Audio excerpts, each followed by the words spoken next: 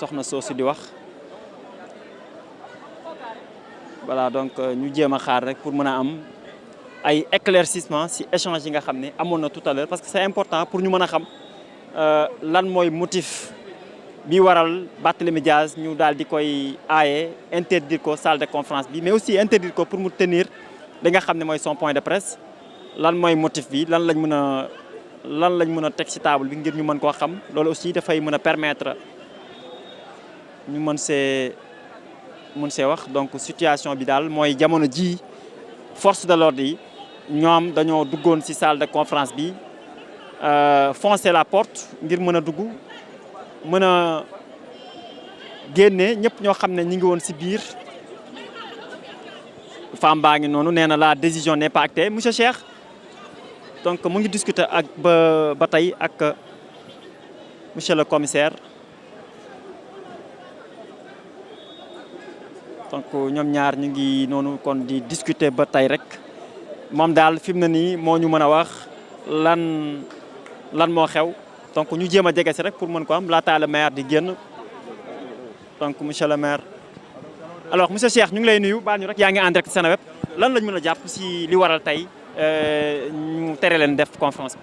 mais li ñu mën a jàpp kañ jarul laaj ñëpp gis nañ ko ñëpp dund nañ ko lu kenn mësul gis ci réew mi lu kenn mësul gis ci àdduna man dégg naa apartheid mais gawuma ni apartheid àggoon na fi des forces de défense et de sécurité yi ñoo accédé ci salle conseil municipal pour brimer des conseils, brimer le maire dont la décision qui est prise n'est pas encore effective.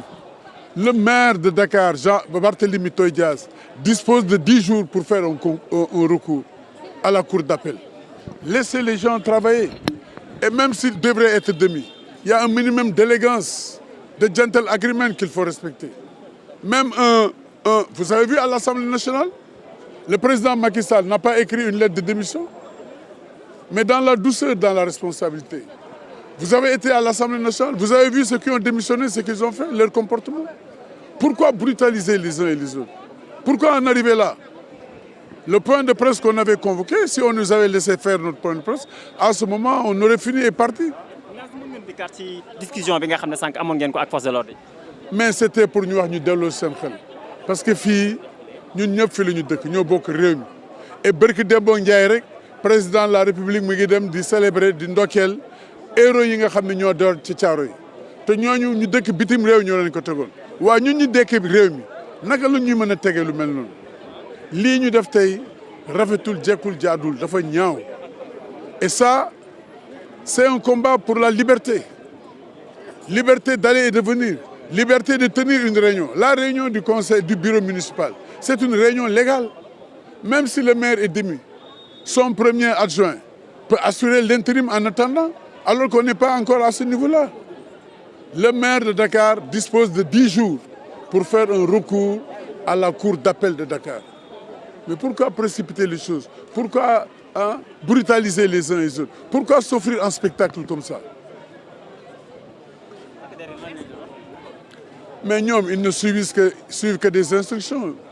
J'ai parlé au commissaire, aux responsables, je pense qu'ils ont compris. Et malheureusement, un de leurs responsables se trouve il a été mon élève même. Parce que Diaoul joxe àllarba moo tax xàmmeetuma ko. Mais ils ont dit, ils n'étaient pas venus pour brutaliser les uns et les autres, mais ils étaient venus pour parler au maire Barthélémy Dias et lui demander de partir. Ils ont dispersé maintenant la foule. Voilà. Vous pouvez vous-même décrire la situation. Au lieu de demander aux uns et aux autres qu'est-ce qui se passe. C'est du jamais vu. We never see this situation. It's like when we talk about apartheid in South Africa. I believe Nelson Mandela doesn't know this situation. Ça n'honore pas notre pays. nga xam ni moom mooy Cheikh Gueye muy maire de la commune de Dieuppeul Derklé donc dégg ngeen kon kàddu yi nga xam ne wax na ko si échange bi nga xam ne amoon na tout à l'heure kon si ñoom ak force de l'ordre yi échange bi nag moom mooy force de l'ordre yi dañ doon wax leen na daal amuñu droit kon ñëw amal li nga xam ne mooy seen point de presse loolu moom moo waral kon ñu évacuer finalement li nga xam ni moom mooy la salle de conférence mais gis nañu ne que ba léegi nii kon ñoom militants yi ñu ngi taxaw ba léegi rek.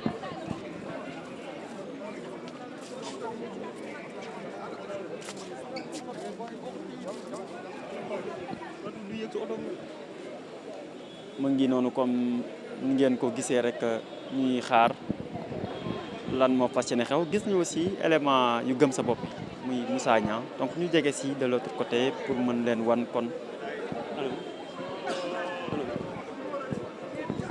Moussa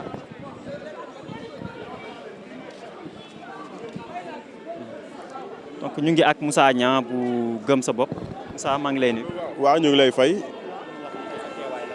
waaw dañ ñëwoon fii rek apporter sunu soutien ak sunu camarade monsieur le maire Barthélémy Dias parce que gis nañu depuis un certain moment opposition bi ñu ngi subir benn oppression ñu ngi leen di brimer ñu ngi leen di defar ay tortures psychologiques mais également ñu ngi subir benn injustice boo xam ni foog ko nattu rek weesu na ko moo taxaw ñu ne nañ déplacé wu indi sunu soutien ak sunu camarade opposition bi nga xam ñoo nekk fii bu ko defee ñu rétablir leen dans leur droit parce que jàpp nañu ni opposition lu ñu consacré la ci constitution opposition constitution bi nga xam mooy saat ndaw réew mi moo koy consacré donc loolu kese la woon quoi. ñu ñëwaat léegi donc Barthélémy Dias mu ngi noonu kon di génn Barthélémy Dias mu ngi noonu di génn donc gis ngeen militant yaa ngi noonu di tàcc militant yi ñu ngi noonu ànd ak moom di tàcc Barthélémy Dias mu ngi noonu génn na. Barthélémy Dias mu ngi noonu génn na donc Barthélémy Dias mu ngi noonu génn na mu nekk situation bi nga xam ni kon moom moo fi xew. ku am fit ku jàppale jeunesse bi ku jàppale Sénégal yóbbu nañ ku baax jàppale ku baax ku yërëm askan bi.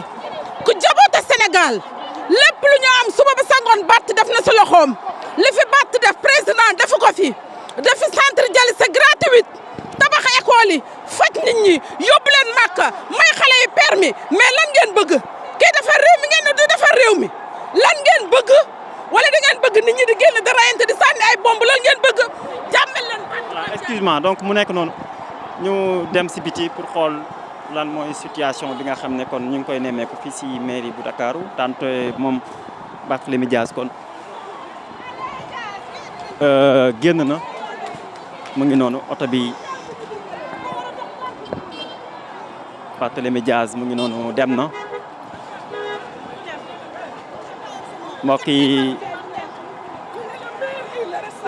yéen a ngi gis noonu Barthélémy Dias mu ngi noonu di dem bàyyi rek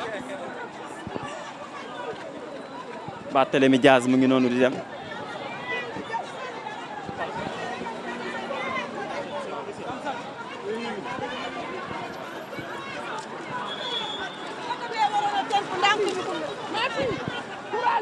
voilà mu ngi noonu en tout cas.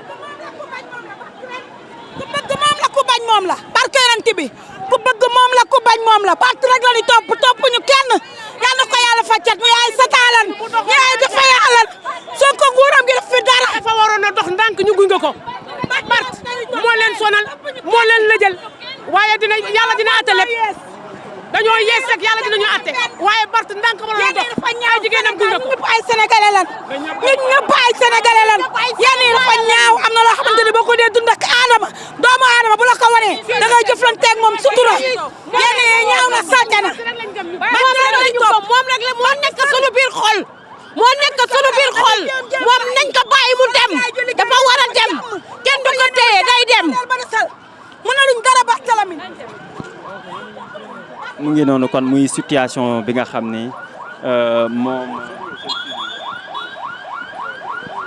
moo fi xew dégg ngeen noonu militants yi donc fi mu ne nii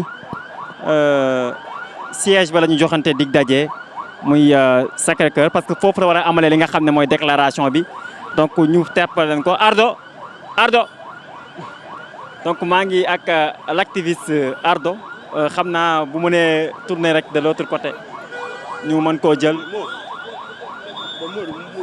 alors Ardo maa ngi lay nuyu alors moment bi yaa ngi ànd rek Seneweb nan nga gisee situation bi xew.